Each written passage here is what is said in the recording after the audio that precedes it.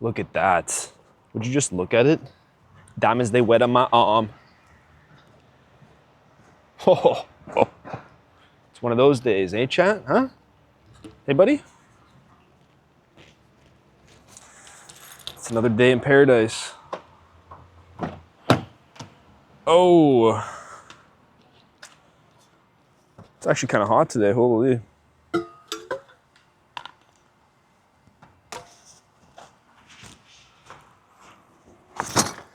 We're gonna pop you guys right here. Okay, don't go anywhere, okay? There you go. Go look at the birds and shit.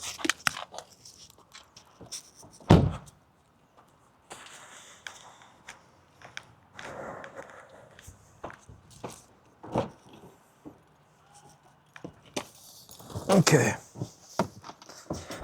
I gotta charge my phone. It's been a busy morning. My internet is down. Now I'm able to use Wi-Fi, but look, we pay for 3 gigs up and down, fiber, okay, Telus. And Telus is shitting the bed. And it is just an absolute nightmare to deal with them, to try to schedule a technician to come over. It's just... No, it's not every day. Okay. You weren't supposed to hear that. You were not supposed to hear that. We're just gonna forget that ever happened. Yeah. Well, actually, you know what? It doesn't really matter that you heard that, because by the time that this video is up, that video will be posted. So you know what? We're kind of chilling. We are kind of chilling, but we are going to do a full-on, full-blown little reset today. You know, it's been a while since I've had one, so I figured might as well, you know, touch up a little bit of things. Let's go for a drive, shall we?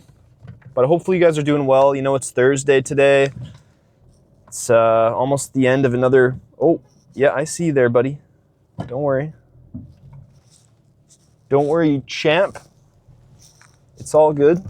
Oh, you guys couldn't even see that. I had my coffee late because I was trying to deal with some troubleshooting issues when it comes to the internet. I'm the troubleshooting guy of the household, so I'm trying to figure out everything. But I mean, to be honest, I'm the only person that uses the wired internet.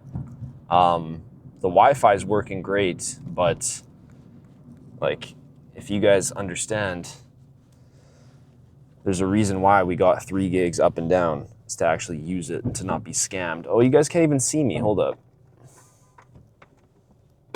Yo, chill. Ah! I know, your boy still didn't get a haircut. Vancouver driving, am I right? Am I right, chat? What am I saying, am I right? You guys don't even live here. Who is from Vancouver that's watching this video right now? Should we do a little meetup, us 2 people? But yeah, I got word that that there is a potential Houston little trip. I haven't got any confirmation, so I'm not 100% sure, but if that does happen, I'm actually super stoked. I feel like it's been a while since I've been to Houston, so I'd love to go out there and see my fellas, my Ecovision teammates, you know, get some content filmed, train in some different gyms. Oh, I'll bring the Osmo. And this time I will 100% get a laptop so that I could edit my videos and post them daily, because we have a good streak going. I think it's about 2 months now of daily videos. We're setting a new standard, okay? We're setting a new standard for our channel. I want the daily vlogs. It's just cool. It gives me a chance to interact with you guys. I genuinely like a routine, and it adds to my routine. Now, some days when, you know, I'm not having the best day, because that happens, right? It's not always going to be all sunshines and supinations. Yesterday, the mood wasn't the best, and I was a little bit hungry, and I was a little bit low on energy. So when I was doing the Q&A, it just, you know, I wasn't feeling it. I wasn't feeling it. So maybe you guys could have told, maybe you guys could have sensed that I wasn't, oh wow, finally the construction's gone. Maybe you could have sensed that I wasn't like, oh, that was bad on the tires. Sensed that I wasn't fully in it, but you know what, we got it done regardless. So that's the only thing, that some days I just don't really feel like doing it. And those are gonna be the days where it's the potential misses, but we don't miss around here. So moving forward, we're just going to do a little bit of an assessment on the training. So oftentimes when I do a reset, it is to, you know, bring back the weights just a touch, nothing too crazy. You guys know my opinion on form, right? For the most part, it's not something that you should necessarily have a fixation on, like a hyper fixation. Like, you should lift with control, right? But you guys know that my thing is to make sure that the setup allows for as little compensation and as little kind of orientation and cheating as possible. Because if you do that, all you have to do is execute. But there's a fine line, because people can run with that concept and take it a little bit too far. Like having zero eccentric whatsoever, and just no kind of clean cadence between the reps. And it's just ugly. It's ugly. So the reason why I want to reset is because, and it might not be for every exercise. Some exercises I'm perfectly happy with. For example, the pullover, the dumbbell pullover, I'm not going to do the 110s. I'm probably going to go back to the 100s and just get a little bit more comfortable in a deeper range of motion, right? That's what I'm going to do, because there's no reason for me to rush and push towards the 110s, because all that it's going to do is it's going to force me to externally stabilize myself more, because I'm going to have a greater percentage of my total body weight lifted above my head. So it's just going to make it more and more challenging. I'm going to get to the rep range talk again, because it's not a Keenan video if it's not talking about rep ranges. Actually, now you make me nervous. You make me nervous, because now I don't know if I should talk about it, because I feel like you guys are bored of me saying it. But essentially, if you're only doing single sets per exercise, you really don't have to worry too much about recovery, assuming that you're not doing more than 3 exercises per muscle group. So as long as you're training in a relatively moderate rep range, there's really going to be no difference, like a very, very little difference. And there's other variables that you can play with to aid in recovery, which one being keeping a rep in the tank, which is going to be a massive way to reduce post-workout fatigue.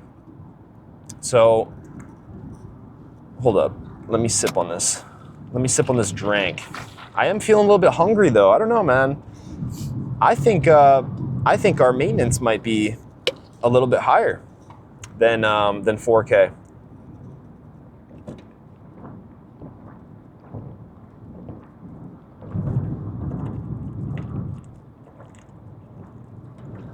And the reason I'm saying that is because yesterday, I didn't have the best sleep.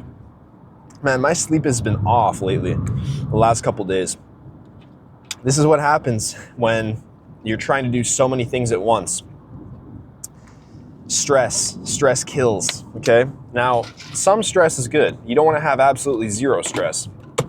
You need to have some stress in your life, but too much, and you can start running into issues. And especially when you're trying to juggle a business, when you're trying to juggle social media and any other things in your life, it can definitely catch up to you. But I'm flipping the conversation. I am so excited. I want to see back rooms. I think I'm going to go see it tomorrow or Saturday. Today's Thursday, right? It is Thursday.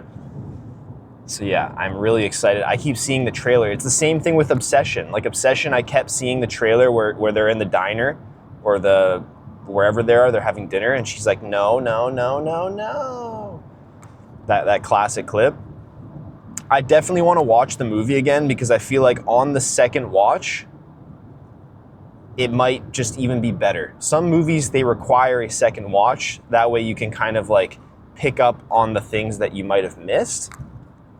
And you can kind of have like another perspective on the movie. And originally when I made the review, I was like pissed because I was like, oh, I hated the character. He was like such a cuck. But I think I want to watch it again because I'm like craving it. It's like on my tongue. I still have that obsession.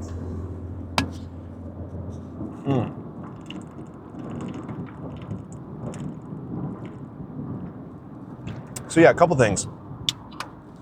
I just want to reset some lifts. I'm going to reset the whole session and just set some new 5 rep maxes, 5-6 rep maxes. But the pullover, I definitely want to drop in weights, not drop the exercise. I love that exercise. That exercise is here to stay. And the main reason is because look, you get obsessed. You get obsessed with the logbook. You have that obsession with chasing numbers and rushing progressive overload. Even though I talk about it so much and you understand that the progression is coming because you've built muscle. You don't build muscle because you progress. It's the opposite way around. And I know I've touched on that a million times, but even though you tell yourself that a million times, you will still fall in the trap. It takes an extremely mature person to be able to completely dissociate from the logbook, which is why a lot of people kind of frown upon a logbook and tell you to not track because it can induce anxiety. Because if you're not seeing the logbook kind of climb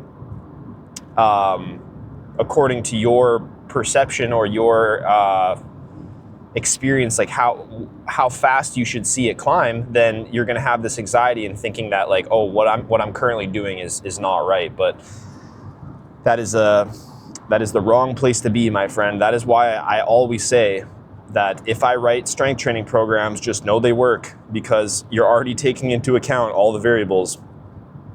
And my preference is low volume, lower reps, ideally using a rep in the tank. And with all of that, you're going to be recovering excellently. So you're going to be progressing at pretty much the fastest rate you're going to progress at. It's just that even that fastest rate is nowhere near as fast as you want or you think that you should be progressing. Like, you're not on gear, bro. You're not on gear. You're not Jordan Peters. You're not going to be able to add a rep every single session or add a little bit of weight, and that's perfectly okay. But it's hard. It's hard. Especially when you're doing single sets, it's hard to kind of conceptualize that like, oh, I'm going to the gym to maintain a single set every other day, like 3 to 4 times a week. Like, how am I supposed to bench? How am I supposed to do like 6 plates on this exercise if I'm maintaining the reps every single session for like 4 or 5 sessions? That's literally the reality of things.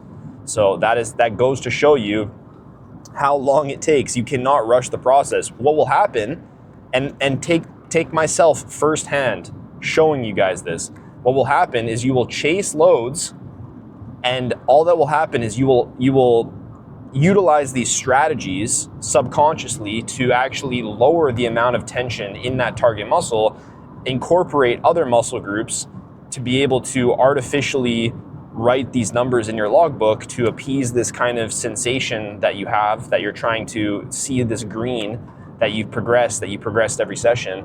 And then you'll get to the point where I'm at right now, where it's like, okay, well, now I have to reset, because from like 6 weeks ago, I was doing, full range of motion or whatever arbitrary range of motion you were using. And then now you've increased load so quickly that now you're using 70% of that range of motion. So then you reset, you humble yourself, you go back down to kind of where you started or maybe just slightly above, and then you restart the process. You chase the load, you chase the numbers, you ego lift, you get yourself to the point where you start using less range of motion, less control, you reset, you rinse and repeat. And honestly, like that process works. Don't get me wrong. Like you still will build muscle because like I said, building muscle is incredibly forgiving, like the process. But what if you could avoid the need to reset every single month or every single 6 weeks because you just removed that emotional attachment and you realize that the progression comes to you, right? You let the progression come to you. You don't chase or you don't force the progress. You just let it come to you naturally because your programming is good so that you're going to be gifted this progression. And that is how proper training should work, right? It's just that it's incredibly tough to balance this because you have that psychological aspect of, you know, utilizing motivation, utilizing kind of getting yourself hyped up. And we can only focus, we have an attentional bandwidth. We can only focus on so many variables at once. So if you start to include, you know, motivation and screaming and using a logbook and listening to music, how can you focus on the movement and then also utilize these strategies that boost you psychologically in terms of your arousal, boosting that kind of psychological arousal? And then combine that with being like immature in the sense of like you are constantly wanting that dopamine of writing +1 in your logbook. So it's just it's a bad mix, but you know what? It happens, and then such is life, right? It's not the I was gonna say it's not the end of the world. You guys are making me self-conscious, genuinely. You are making me self-conscious of how I speak because I'm repeating these sayings and these phrases and I'm getting this bingo card. But listen, try doing this. Try making an hour video every single day without a script, without anything, talking off the cuff. It is the hardest thing in the world. So sometimes what I do is I go to these phrases to bridge the gaps between my thoughts, right? Because I'm thinking on the cuff.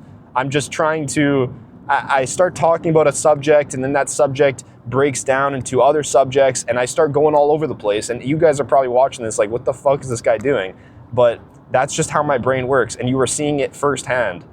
And then when I use those kind of, you know, at the end of the day, or I start talking about rep ranges, it almost is like a way for me to kind of divert what I was talking about so that I can think about the next subject or bridge the gap between something else. It's quite fascinating, to be honest. But regardless, I do hope that you get something from it, right? Because that's the whole point of these videos, is I want you to learn, and I want you to be able to apply this to your own training, and we're all gonna get jacked and shredded and stacked, and yeah, we're gonna have a good time, okay? In the gym today. Are you guys training or is it a rest day? Are we on full body? Listen, if I get another question asking about upper, lower, or anterior, posterior, you are getting blocked, bro. Like, what do you think this is? No, I'm just playing. But seriously, that question asking like where I should put Y raises on anterior, like, bro, like, what are we doing? Anterior, like, come on. I don't like saying slurs on my channel. All right?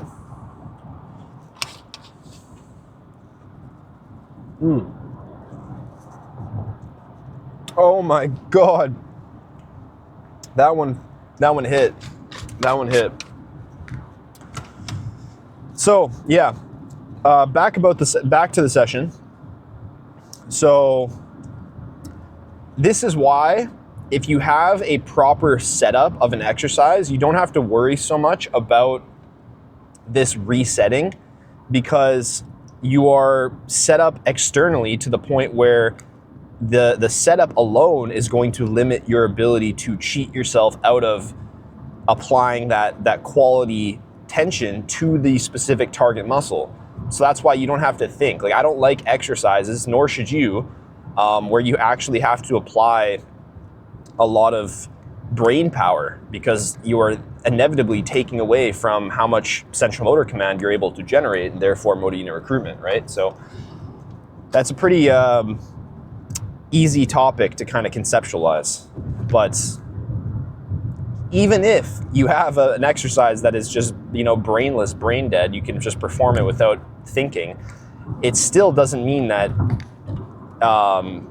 you need to lift with like 3 to 4 rep maxes, right? Like it's just, it tends, and I'm saying this for myself as well, because you guys know I like to lift heavy, which there's nothing inherently wrong about that. But for the most part, it subconsciously is a bad thing, because it tends to mean that you are just chasing those higher numbers. And then what happens is, especially with a lot of my clients, or not my clients right now, because you already know we're doing good, but in the past and the initial kind of consultation or onboarding process, it's almost like this thing that I have to kind of change in their minds, where it's the heavier weight does not mean more mechanical tension, or that you are, getting bigger, and that if you drop the weight, you're all of a sudden like regressing. That's not how it works whatsoever, right?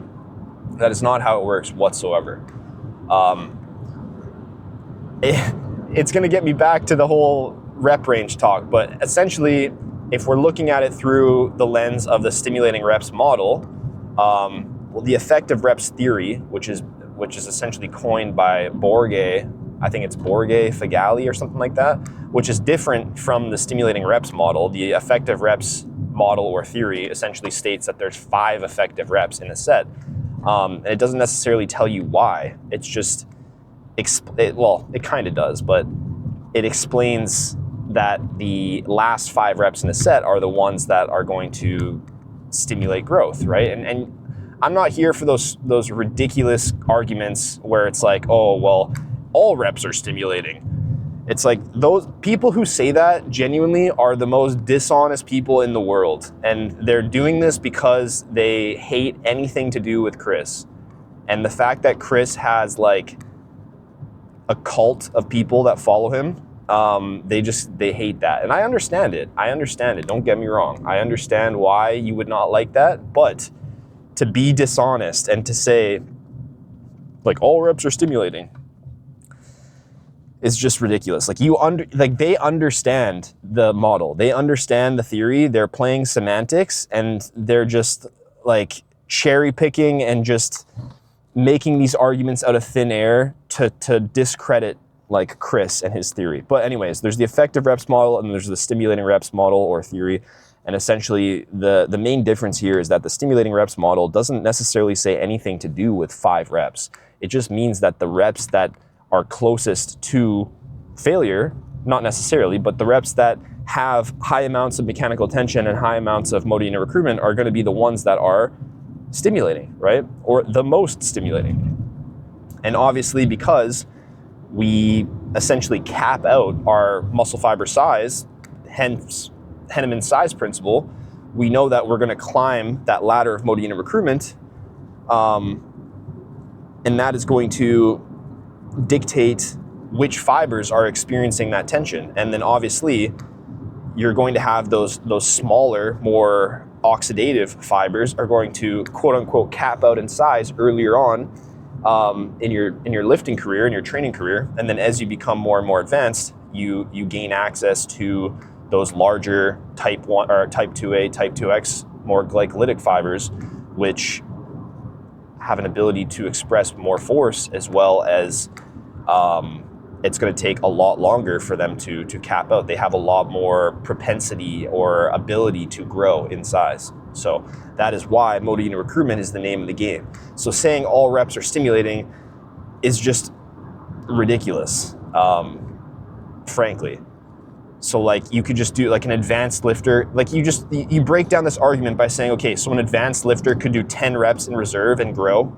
Like you would never need to train within say 2 reps of failure. You could just do 10 RAR and grow as an advanced trainee. No, like you sound like a fucking idiot. Obviously not. So are all reps stimulating? No, right? And even if you train to failure, this is where like the rep range comes into play, where it is if you have a ridiculous rep range, like you're training in like 50 reps or 100 reps, that is where, all right, I don't know what happened. My camera, I think it's overheating, to be honest. But anyway, big yap today. I'm the beta alanine is kicking in. I'm ready to train. I'm gonna do some resetting. So how the session's gonna go is I'm gonna go to that cable stack. I'm gonna do my push downs, my overhead extensions, and then right away, I'm gonna grab the, actually, you know what I'm gonna do? I'm gonna swap it completely. That's what I'm gonna do. I'm gonna grab the bench immediately. I'm gonna go straight to the small cable things, the small cable stack, and I'm gonna lock it down first thing. And that way I have access to it. I could do my 5 or 6 exercises and then I never touch it again. And then that way I just go to the individual equipment and then do it there. And then that way I'm able to kind of do the whole reset and it'll be perfectly fine because it'll be a brand new kind of cable stack so I can set some new PRs. It's gonna be the same movement, just kind of allows for a little bit more peace of mind because you're gonna be setting kind of new rep and weight PRs. You know what? I'm slowly turning back into the cable stack. I might actually have to go back to the original close cable stack. Maybe I'll do it today and kind of surprise you guys. That would be like a crazy video. And then I have to bring back the flaps and then do like 56 unilateral exercises, all isometrics. We'll see. Oh, but yeah, have a great day. I'll see you guys later. Peace. Now I have this mentality where I'm just constantly thinking about what I'm saying because you guys have made me feel so self-conscious about these little phrases that I keep muttering during these voiceovers, but whatever. Phenomenal session, big reset. So what did I change? Okay. Well, like I said in the car, I wanted to grab this close cable stack so that I'm able to do all of my exercises in peace, right? Which I did. So the one thing that I had to change is this. I didn't really want to dead stop these. I didn't really feel like it. So again, pausing in both ends of the contraction. And as you can see, or both ends of the range of motion, not the contraction. As you can see, my upper arm stays fixed by my side. And then I am having a supinated wrist position, which again, theoretically is going to bias a little bit more the long head. Also, what is this idiot doing? Why is he facing the camera like this? I'm talking about me, by the way. I'm not talking about the absolute guy that mogs me. But yeah, just a terrible angle. So super, super simple. There's nothing really to talk about here. It's just a basic unilateral cable extension. I'm bracing with my other arm. I am kind of leaned over as it allows me to be a little bit more stable. I'm pausing in both extremes. I'm slowing the eccentric down because it tends to be a little bit uncomfortable, what am I saying, on the elbow joint, especially when it's fully flexed and loaded. So I like to spend a second there just for standardization. Now, the overhead extension, same thing. I mean, nothing's changed here. It's just using a different cable stack. I'm not dead stopping just because I just didn't feel like doing it. I'm probably just going to stick with this variation moving forward. For some reason, you'll see when I go through one arm and then the next, for some reason, I grab the other cable stack, which I should have done with this arm, with the other arm, but I didn't do it for this side for some odd reason. I don't know. I was just playing around with things, but I really like this. Again, overhead extensions are less stable because you have to hold your shoulder in this position. So because of that, I do not like doing overhead extensions, specifically unilateral ones, with a 4 rep max. It's just not enjoyable. So we're sticking, majority of the stuff today was in that 5 to 7 rep range, which again, that is kind of like my bread and butter. It's still heavy. It's still kind of that heavy moderate rep range where you're not really going to be too cardiovascularly taxed, and it feels great on my joints. I don't really need warm-up sets. It's just a fantastic place to work in. No, I'm not going to yap about rep ranges again. I probably will. I mean, let's be honest. But yeah, as you can see here, this is what I'm going to be doing. Again, I'm holding my arm as high as I can in shoulder flexion just to, again, bias the medial and lateral head a little bit more. If you want to say that it biases the long head, I don't care. I'm not going to argue. But with that being said, fantastic 2 sets. The triceps were absolutely pumped after this, and I'm looking forward to continue using this and this new setup. I always like these little tiny changes that kind of optimize my session. Like nothing, the exercises are the same. Sure, you could argue that the technique is slightly different. I'm not dead stopping, but The thing is with the dead stopping is it makes it significantly harder to standardize when you're going to different cable stacks. So say you go to another gym, depending on how the cables are, the ratio, like how smooth it is, that's all going to kind of dictate how it feels, especially when you dead stop. But if you don't and you pause in the extremes and you just take it slow, and you stick to that kind of moderate rep range, you're going to have a lot more kind of, what's the word I'm looking for? Oh, there it is again, bingo card. You're going to have a lot more congruency. I don't know, but it's going to be relatively similar across cable stacks, assuming that the ratio is still the same. I should have definitely left that rep off. I don't know what I was thinking. You know what? It's okay, because next session I'm just going to hit the same weight, and then I've already jotted it down and tracked my notes. I'm not going to go for that rep because it's just not worth it. It's not worth it. Remember, that last rep is not the most stimulating, okay? It is the most fatiguing though. So it's not the most stimulating, and it is the most fatiguing. So why would you want to do it? Because it's fun? I know, trust me. That's why I always do it. But if you are noticing that you are quote unquote plateauing, which I hate that word because let's be honest, you're not, you're just impatient. But if you do potentially feel as if you're not progressing as fast as you should, depending on your level of advancement, then leaving a rep in the tank is probably what you should be doing, because those last reps, mainly that last crazy grinder rep, is the one that's going to accumulate the most calcium ions, cause the most damage, acute fatigue, long-term fatigue. You know the vibes. I've talked about this a million times, but again, heavy to moderate weights, 1 rep in the tank, peak, rest until you feel ready to go again. All of those negative sensations down the drain. It could be 2 minutes, it could be 5 minutes, it could be 10 minutes, depending on if it's a multi-joint movement with the higher reps to failure. It really depends, right? You can't say one specific rep range for every single exercise. It has to be dictated based off heart rate, based off uncomfortable sensations, etc. So that's pretty much the best way to kind of dictate and say, okay, I'm ready to go. For me, it's around like 3 to 5 minutes. Obviously, this is another part where cardiovascular health and fitness is going to play a huge role, because you're going to be able to essentially recover faster, right? Your heart rate is going to return to baseline, so that feeling, that sensation of you being out of breath is going to dissipate much quicker if you are more fit, which is again why I recommend all of you guys listening to this to at least get 150 minutes of weekly cardio. Okay? If you're not doing that, get to it. Now, if you're dieting, you're in a deficit, then the primary goal here is to ideally lose body fat. So we might not want to introduce a whole new kind of stimulus. So maybe just stick with steps. But if you're at maintenance, do your cardio. Okay. I'm mandating all of you guys that are at maintenance to do your cardio. And no, I am not considering walking or incline walking cardio. Get on the elliptical, get on the bike, get your heart rate up, get your breathing rate up. Make sure that you're actually almost struggling to speak full sentences. Not completely, but it's a much better use of assessment by using the talk test, which is going to dictate oxygen demand, versus use heart rate to dictate what quote unquote zone you're in. And the reason why heart rate sucks is because it's the most flaky variable, meaning that it's going to be influenced by all these different factors, right? You could have caffeine, which could influence your heart rate to push you into a zone.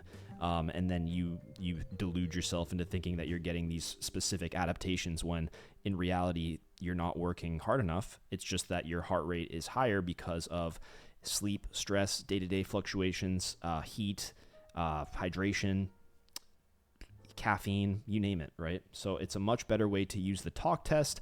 Again, there's going to be ventilatory, hopefully I pronounced that right, thresholds. You're going to have below VT1, you're going to have VT1, you're going to have in between VT1 and VT2, and you're going to have VT2 and above. VT2 and above is essentially where you cannot talk full sentences without having to, you can't even get a couple words out without having to huff and puff. You should be able to speak full sentences without needing to breathe, or it's starting to get a little bit more challenging, that's going to dictate that you are within that VT1, and those main adaptations within VT1, ventilatory threshold 1 is going to be increasing mitochondrial biogenesis as well as fat oxidation, and it's still going to have a subsequent effect on improving your VO2 max, but not as directly as being within ventilatory threshold 2, which is going to be when, again, you can barely speak a couple words without taking a big breath. So use the talk test. It's much better. You could use your heart rate as well too, but it's just that the heart rate is going to be more flaky. So I don't necessarily like using zones per se. Now I do use zones just as like a general guideline, because you don't really have to be too accurate with this, because a lot of you guys, let's be real, don't do your cardio. So just getting your heart rate up for an extended period of time is already going to be a huge plus. But I just missed like 2 or 3 exercises there, and I probably should have provided some commentary, but yeah, the low to high flies went fantastic. The seated cable fly is fantastic. These, I dropped it, I think like 10 or 20 pounds even. Felt so good. I'm just going to milk the range of motion. I think I got 7 reps here. I'm going to stay with this exact weight next time. Work my way up. It just feels money. And yeah, there's no reason for me to grab the 110s and push for like a shitty set of 4 when I can just grab the 90s and go for a solid set of like, say, 7, 8, 9, 10 maybe, right? I personally don't think that there's any reason to go above 10 reps for like 99% of people, especially when you know that you can use reps in reserve. So if you do 10 reps with 2 RAR, like that's a 12 rep max. Like that's pretty light, especially coming from someone that trains pretty heavy. So you're going to get those tendon stiffness adaptations a lot more when you're using heavier loads, but that's not to say that you're not going to get any from using like an 8 rep max or a 10 rep max. So don't be afraid of the 10s. Again, I'm not going to yap about rep ranges here, but yes, I reset this. I dropped it 5 pounds from the last time I hit it, I believe. And I think I got 7 reps. Felt absolutely phenomenal. Pump was great. Technique was beautiful. Keeping it nice and strict, nice and balanced. I shouldn't have went for this last rep, but I was having too much fun. Oh, it wasn't even that rep. I went for 1 more. Can you believe me? Look at this. Psychopath. Look at this. Ah, you crazy guy. 0 RAR. And he's smiling because he knows he shouldn't have done that. Now look at this. This is absolute peak. Oh, my brachioradialis curls have never felt this good in my entire life. Sometimes you just need a little reset. You need a little humbler, a little ego killer. And watch this. Seriously. I'm placing the bar a little bit further on my legs. I'm not having my upper arm supported, so I'm able to kind of utilize some of that shoulder flexion. But look how clean these are. Oh, this felt absolutely phenomenal. I just personally hate doing this exercise with lower reps, more specifically closer to that kind of 4 or 5 rep max. I really like these within that kind of 6 to 10 rep range because of the wrist extensor demand. But look at this. Oh, seriously amazing. Brachioradialis pump like crazy. I went for 1 more because I'm a psycho like that. Absolutely beautiful. Absolutely beautiful. And then look at this. This was a really good session. The only thing that I didn't do was the cable crossover because I couldn't get the cables. So that's going to be an issue because trying to get 2 cables is extremely hard, especially for a wider cable stack. So I'm probably just going to bite the bullet on that one and just say screw it and just stick to 3 chest exercises, which is perfectly fine, right? 1 set performed, 1 set of 3 different exercises for a given muscle group, 3 sets for in total every other day. Absolute peak. Now, obviously, there's the fibers that are involved in flexing the shoulder that aren't involved in extending the shoulder, so there's not going to be carryover there, but there is carryover when you're doing your other one, so it's perfectly fine. Even doing 2 sets every other day, that's 3.5 times a week. That's 7 sets across a week. We have data, specifically Pelland meta regression, showing strength gains essentially stalling at around 5 to 7 sets per week, which again, if strength gains are stalling yet hypertrophy is increasing, you'd have to ask, why is that? Is it because of potential edema and swelling?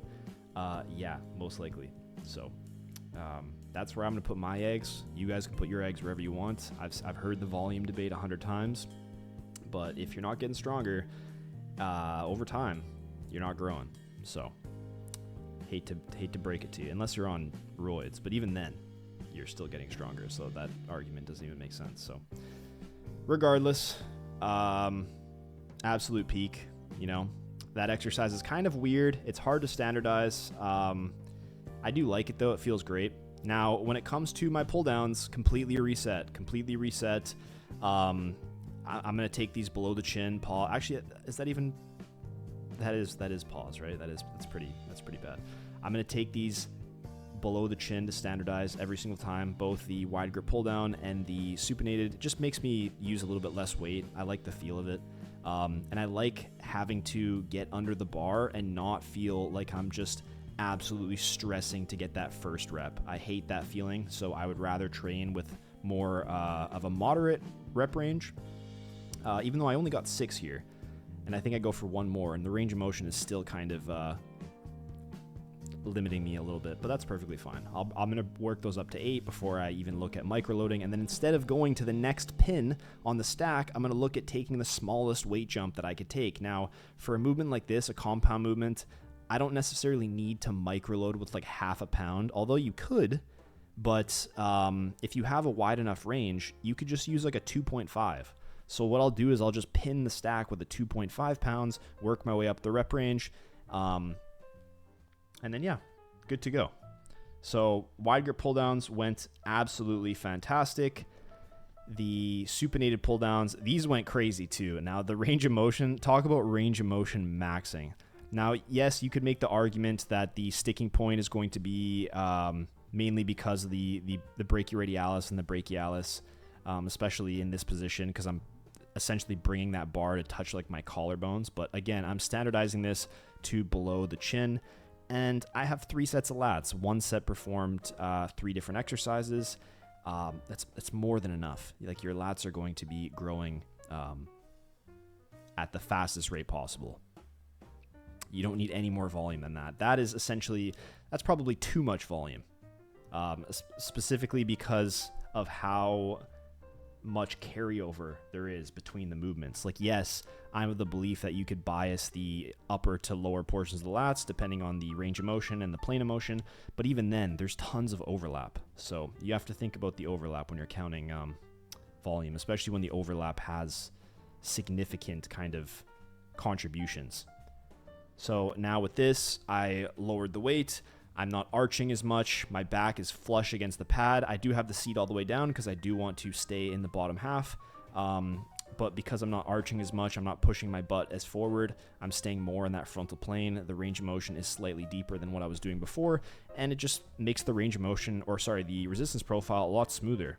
Now, does it hurt the ego? Do I want to do 3 plates, 3.5 plates? Sure, but you know what? It's fine because I'll get back there with better technique, with less kind of need to get myself amped up, and that will lead to much bigger delts because I know that I've hit that set without getting all amped up and changing technique and chasing progressive overload and just letting it come to me naturally. So that's why I'm a huge fan of whenever you're doing a single set approach to have a wide rep range and then allow for that autonomy. I've talked about this plenty of videos, but I like the 5 to 10 rep range. It allows for autonomy, which means that you're able to make your own choices.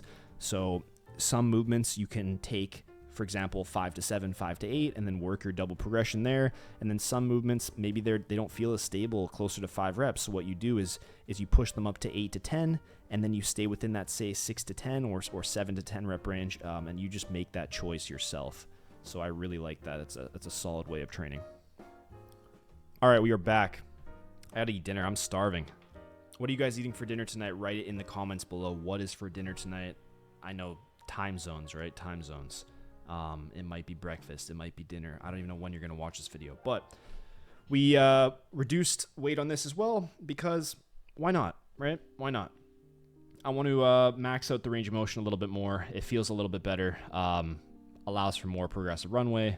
Again, when it comes to back movements, it's a lot harder to kind of standardize because especially even when you're doing chest supported rows, you can always do more range of motion. Like obviously it gets to a point where more range of motion is not going to be beneficial for the goal. But for example, for this movement, it will be because the goal is everything. I'm trying to train my lats. I'm trying to train my rear delts. I'm trying to train my upper back, my traps, and my rhomboids. So more range of motion is going to be ideal, right? Because we have shoulder extension, we have scapular retraction, we have, shoulder extension is going to cover both the lats and the rear delts. Obviously, we have the elbow flexor demand as well, but because we have that shoulder extension component, the biceps are not going to be trained too much. There's going to be some brachioradialis and subbrachialis, but that's fine. I'm not a fan of counting fractional sets, especially for someone who's been training for 6 months to a year.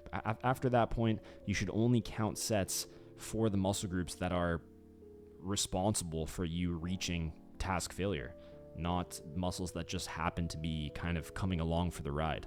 Now this, again, little reset. Look at that upper back, open, close, okay? Open and close. I'm trying to keep my my sternum up, my chin up. I'm trying not to round my thoracic spine, my upper back too much over the pad, as you can see that I'm doing here. But again, it's not the worst thing. It's just not needed.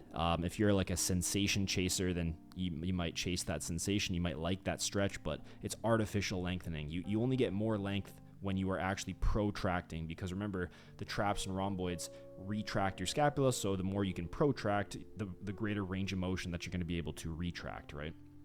Now, this, I took off an entire plate. This just made it a lot easier for me to kind of not warm up. I just go straight to this. I think this is 8 plates. Most I've ever done was like 9 plate and a 5 for 4 reps. So I think this was 8 plates, paused for like 7 or 8 reps. I think it was 7 reps. I'm definitely improving this like crazy, because I remember the last time I tried to go for 7 reps, I was doing something like 7 plates aside. So now I'm doing 8 plates and it felt pretty easy. I'm not going to lie. I feel like I even had 1 to maybe even 2 in the tank here. We'll see. I always use these clips as like a way to kind of look back on my technique and kind of look back and see how far I actually took the set. So that's 1. Like, look how clean that is. I'm pushing through the foot plate instead of thinking about shoving my hips up. I'm just trying to drive my feet down, and that is what drives hip extension for me. I've lost count. I think that's like 6. I think this is 7 here. Yeah, I had at least 1, maybe 2. At least 1 in the tank, so I'm happy with that. Had to take a little bit of a rest here. That felt amazing. Super happy with that. And then we move. I think next up is the leg extension, which again, I believe I took off an entire plate, because why not? Why not? Feels so much better. So I think I get 6 reps here, I believe. I'm going to work this up to 8 reps, probably 7 or 8 reps. This is 9 plates, 6 on the top, 3 on the middle. Let's see. I'm telling you, the Echo seatbelt is goated. It's the best seatbelt on the market. I'm confirming that now. It's absolutely the best seatbelt on the market. I don't know how expensive it is. I'd have to double check, but in my opinion, it mogs Gym Pin. In my opinion, it mogs Gym Optimizer. Now, the thing is with Gym Optimizers, you have the little pad. That's kind of what I give the plus to Gym Optimizer, because you have that little pad which can help reduce that pain, that pinching sensation of the belt kind of on your hips, which again, it's small, but it's something. It's something to take into consideration. So I do like the Gym Optimizer one for that. So if you guys can get Gym Optimizer, again, code FBEOD at Echo, Gym Pin, and Gym Optimizer. So you can pick your poison. But if you want my best seatbelt, I would suggest going with Echo Vision. It's in my opinion, it's the cleanest. In my opinion, it's the easiest to get like extremely tight. So Same thing here. I'm not really thinking about anything. I'm dead stopping because I prefer it. I'm not really using the handles because my hips are being pulled down by the seatbelt. There's not really much to say here. I don't really care about that last like 10% range of motion of knee extension, especially because of how much it drastically has you reduce the load. So you're going to have to reduce the load so much for getting this tiny little 10% range of motion. This is kind of where that whole range of motion is arbitrary argument like comes from. And it's also another reason why you'll see with this, I choose to standardize the set when my knees are flexed to 90 degrees because of, for example, how heavy this machine is in the shortened position when my knees are fully flexed. So if I standardized this to the point where, also look at me trying to get in here. Absolutely brutal. If I standardize this to the point where I hit the pad on the seat like below me and go full range of motion, I would be drastically underloading the tissues that are going to be mainly trained in that first kind of 3/4, if that makes any sense. In my opinion, you are leaving significant gains on the table, essentially, is what I'm trying to say. So the same thing for the leg extension. If you can load, say, 0 to 90% of the range of motion pretty damn heavy and stable, but that last 10% of the range of motion, you have to like take off 2 plates to get, it's not worth it, in my opinion. Same thing with this. I would have to take off like 3 pins to be able to touch every single rep, touch the pad to the back every single rep. It's not worth it. It's not worth it. Now, I used to be of the belief that you want to train different kind of lengths of a muscle. This is irrespective of activation or anything like that. So I would do things like training the chest in the shortened position, training the chest in the lengthened position. Now, I don't necessarily believe that, but it is something that I used to do a lot. Again, with the lying versus seated, the lying, you are going to train the hamstrings in a more shortened position because you have an extended hip, and because the hamstrings are biarticular. You have some of them that cross the hip and the knee. So when the hip is extended, you're going to pre-shorten the hamstrings at the hip joint, and then you go through knee flexion, and then you shorten them at the knee joint, which is why you can have some active insufficiency at the very, very top of the rep if you are focusing on extending the hip and flexing the knee. Now, the same thing applies with the lying or the seated leg curl, not the active insufficiency, but the fact that you are flexing at the hip and flexing at the knee, which means that you are pre-stretching the hamstrings, which is why both are viable and great options to train your hamstrings. Now, I've touched on this a million times. Do all 3 of these if you want big hamstrings. If you're more of an advanced trainee, do a seated leg curl, do a lying leg curl, and do a barbell 45. If you're a beginner, you don't really care about hamstrings too much, just do a seated leg curl. That's going to get you extremely far. Remember, if you are, it's either if you're a beginner, intermediate, or advanced, or priority to non-priority muscles, right? If you have a priority muscle, then it makes sense to volume max and do as many exercises per muscle region that you want to train for a specific muscle, right? So hamstrings are a muscle that I want to bring up. They're a great muscle to train, especially for bodybuilding. You have your side chest, your side triceps, so your hamstrings are incredibly important. So again, if you're into bodybuilding, then I highly recommend doing all 3 of these movements if you can, if you have the option to. Now, I think I got 6 reps there with 3 plates. I dropped the weight here. Again, standardizing this, same thing. If I took weight that I had to do, for example, quote unquote, full range of motion with, it would have to be significantly less, and I would be underloading that. I said fibers, I didn't mean fibers, underloading that portion of the range of motion. So think of it like a mid-range or lengthened partial, but you are just happening to train the hamstrings where they're going to be able to produce the most force, straight legs in that kind of mid-range. So yeah.